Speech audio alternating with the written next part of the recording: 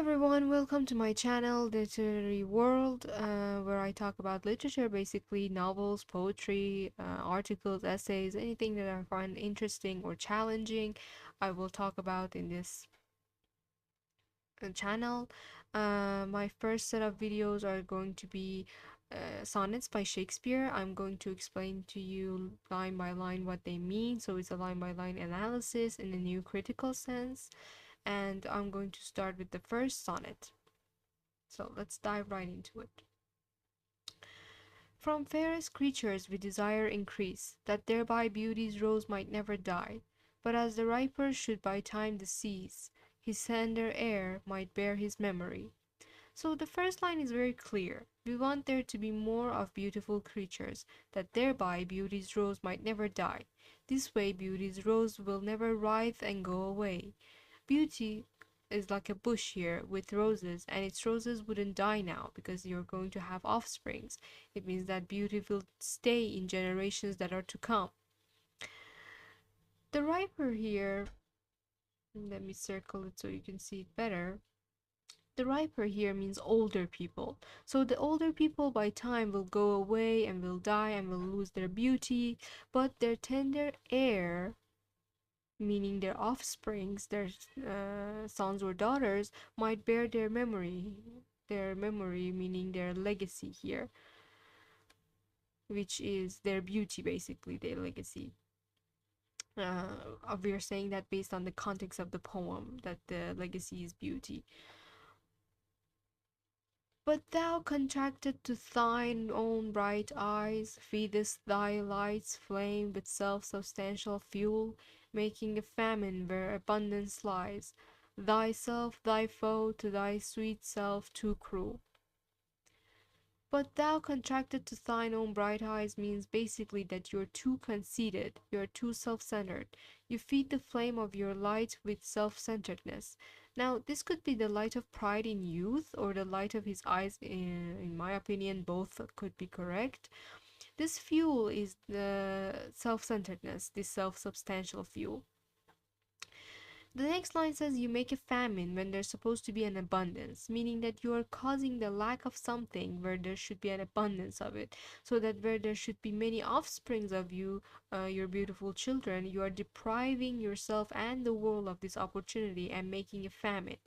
It's the literariness of the poem, of course, when we say you're making a famine, because it's not literally happening, of course. It's a literary language that foregrounds itself. Thou that art now the world's fresh ornament, and only herald to gaudy spring, within thine own bud buryest thy content, and tender churl makest waste in niggardly.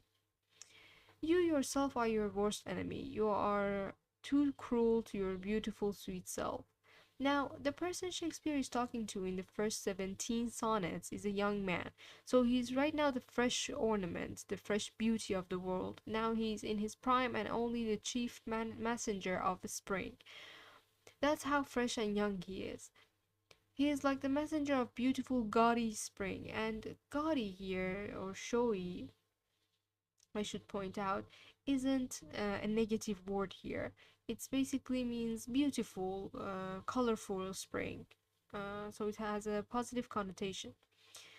So you're the first ornament of the world, you're the prime, you're the messenger of the spring, but in spite of all of these, within your own bud, you bury your own content. It means that you are burying your own beauty like a bud that won't open. So imagine this picture in your head, a bud that is closed. You won't see the beautiful flower, right? Because it's closed and it won't open. So this young person is hiding their beauty like a bud. They won't open like a beautiful flower. So when this person is burying themselves in their own content like a bud, they won't make their beauty shine. And how do we open this bud? By showing your charms and then having an offspring who's as beautiful as you are. Tender churl. Churl here, of course, its meaning, denotative meaning, is a bad-tempered person. Perhaps here, Shakespeare is talking to this obstinate young man and saying that you are too bad-tempered to be having offsprings, you're too obstinate about this matter. But I think tender churl here, the let's say the combination of the two makes this equivalent to our own you silly little thing, just the silly thing, silly beautiful thing. You are making a vase, a niggarding.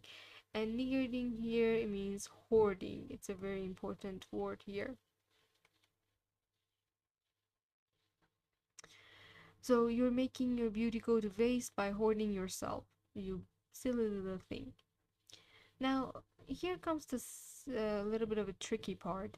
It says, pity the world, you young person, you young beautiful man, or else be this glutton that you are. Be this way and eat the world's due. To eat the world's due means to do kind of take the what you owe to the world and